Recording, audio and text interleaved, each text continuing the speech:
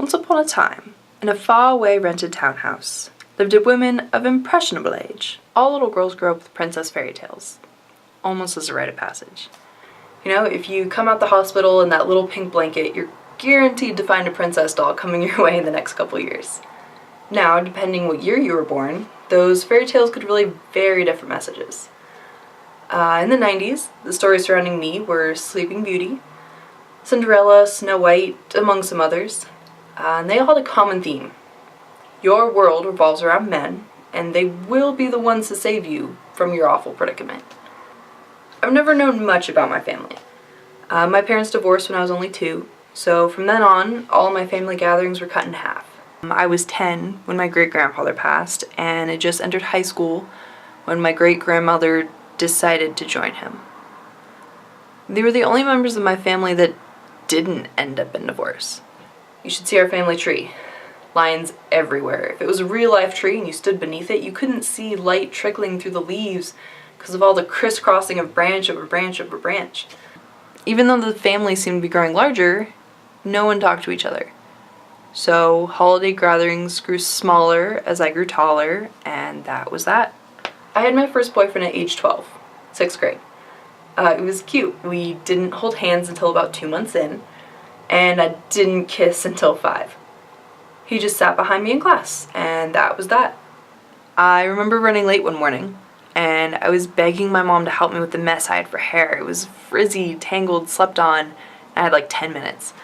She scrambled us into the bathroom, took my bangs in her hand, and I screeched, "No, just do the back, that's all that matters."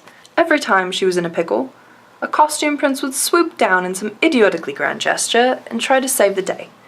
Usually failing, she might add. One of my favorite fairy tales used to be The Little Mermaid. I couldn't tell you why, except that I thought sea life was pretty and mermaids were dope. I always pretended to be one when I was in a pool. And let's be honest, the songs are super catchy. Looking back, I absolutely loathe that I enjoyed it so much. It's a story based on giving up your voice for love, for a man. And it just screams, you're not as important as him or his opinions. My Nana had already gotten divorced by the time I was born. She was on husband number 2 when I started coming to her house for Christmas. I remember her and my mom looking angry in the kitchen, talking in hushed but rapid whispers. My mom was concerned about the cigarette smoke being around such a young child. What they didn't know was that Christmas, we would find out that I was allergic to smoke after I stopped breathing within a couple minutes of being there. But even after that incident, the hushed kitchen whispers would continue every year until we just stopped coming over altogether. Nana said that Greg wouldn't smoke anywhere else but the living room. And that was that. I consider my first real relationship to be with a boy in high school.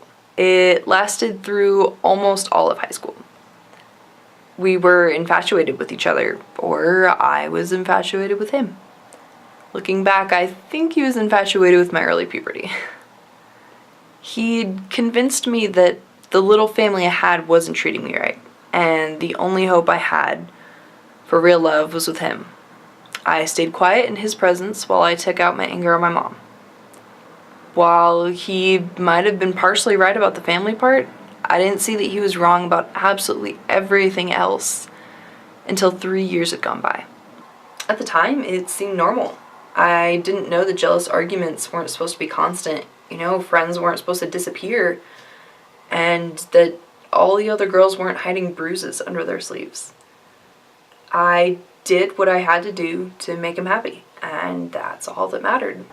Alas, she decided, damn the prince, I'll make my own happy ending. Disney's really changed their princess attitude since I started watching the movies. Female-centered roles have come more into play, and some without, wait for it, a male love interest as the main plot.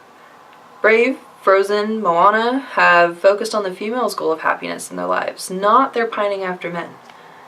In fact, they even have a bit of attitude towards men. It was only in the early 2000s that princesses became predominantly more aware of her own life, rather than what people told her was missing from it. Nowadays, little girls have the influence of strong, independent female princesses that favor virtues such as family and success. My mom didn't speak a single bad word about my father until I was 18 years old. She told me that things hadn't worked out between them and that I would hear the story one day. So, a couple weeks before I graduated high school, we sat down at Denny's and she told me about a radio station run by a girl named Lila. It was a local station that often had a live Q&A section between sets. My mom said that her friends had told her a few rumors, and in the heat of the hormones surging through her from carrying me at the time, she called the live line. It was a busy night, so my mom was surprised when her call went right through to the station. Lila, however, was more surprised when she heard the question, "How long have you been sleeping with my husband?" My father ran off with Lila not too long after that. My mom continued to tell me that my father, after 15 years of no contact with me other than late child support checks, wanted my number. He wanted to exchange phone numbers so we could get in contact. At the time, I laughed, took a sip of my milkshake, and that was that. I have this dream. In this dream, I get woken up on Saturday mornings by a little girl jumping on me.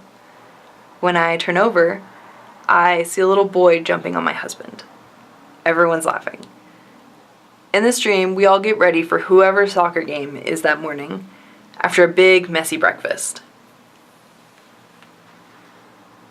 In this dream, Christmas morning is an exciting day, filled with family and good food.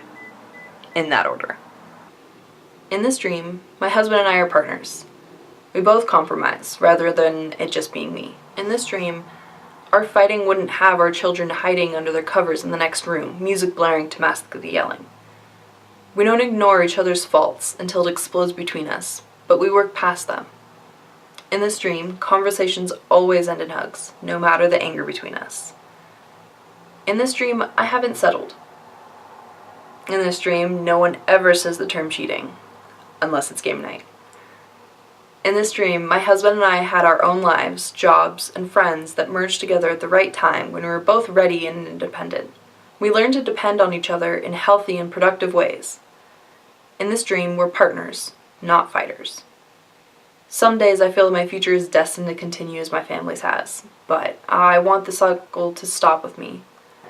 Instead of making my own world revolve around men, I'll focus on my own happiness with myself, which is what truly matters.